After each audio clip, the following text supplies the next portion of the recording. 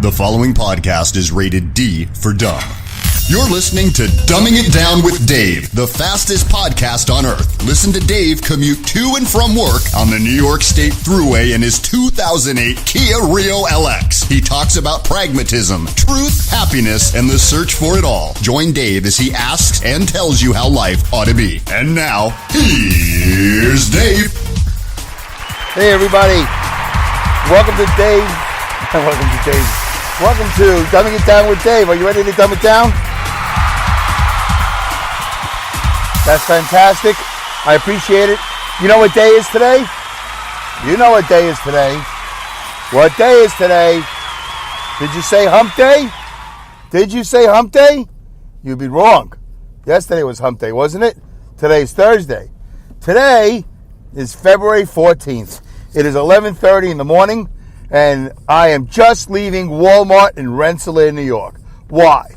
Why am I leaving Walmart in Rensselaer, New York? Why aren't I already on my way home after a 16-hour day? It's soon going to be an 18-hour day. Actually, right now it's 17 hours. It's going to be 18 hours by the time I get home. How come I'm not already in bed? Why? Why aren't I already asleep? Why aren't I back in the confines in my house sanctuary? Why?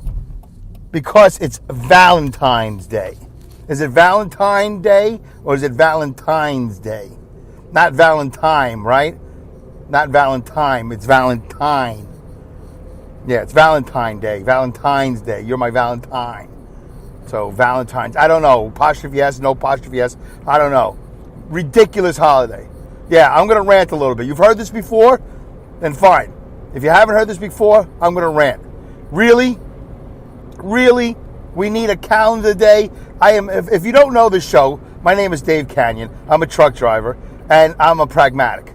I'm Jewish, and I have a political affiliation, but none of that matters. None of that matters. First and foremost, above all, I am a pragmatic. Am I clinically diagnosed as a pragmatic? Well, actually, yes. I had a therapist years ago that said, you know, Dave, you are a pragmatic, which is a big source of your issues.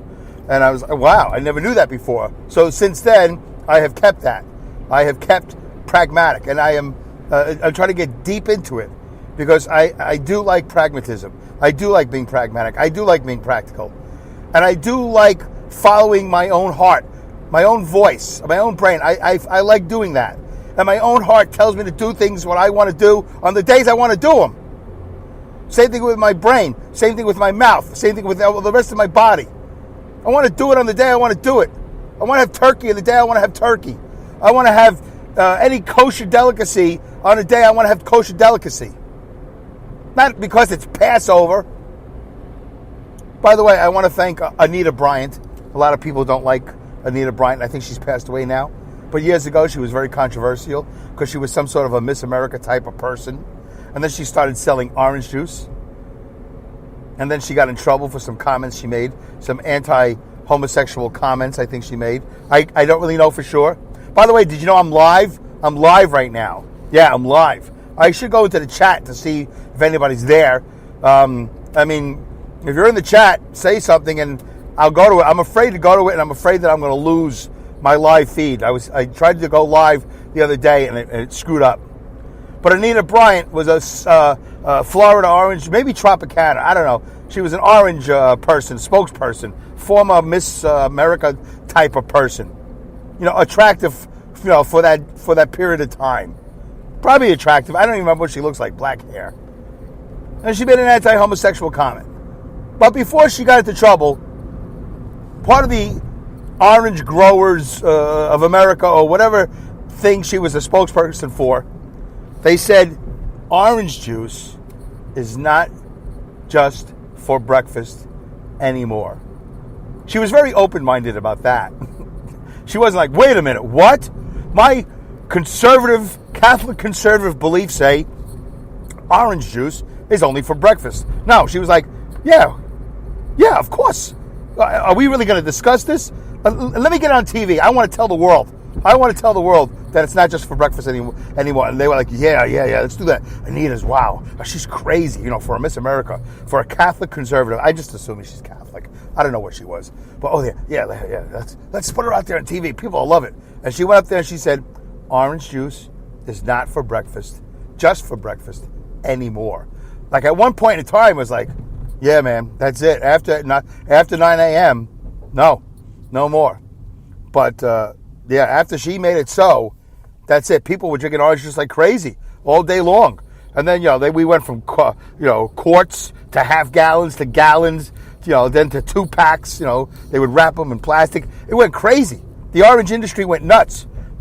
I can't really verify any of that information, but if you look it up, you'll probably see a spike in orange juice consumption in America, even though it's high in sugar, But now they got easy. By the way, this show isn't about oranges, but I do like those halos. Very easy to peel.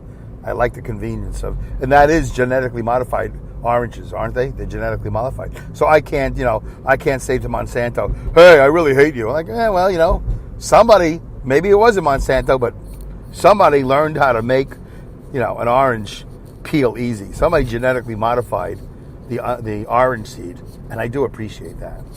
Anyway, so when she said that, it's not just for breakfast anymore, I really took that to heart. I mean, as a little boy, I don't know, 5, 6 years old, I'm going, wait a minute. Wait 1 second here. It's not just for breakfast anymore. She's right. I sat there Saturday morning watching cartoons, Hong Kong Phooey, and, Justice League, Super Friends, Teen Titans, Jabberwocky, whatever that is. Fat Albert and the Cosby Kids. That was at 12:30. I was watching all these cartoons, the wacky races. I was watching everything on Saturday morning. Rice Krispies, Frosted Flakes. I was putting all this American crap in my body.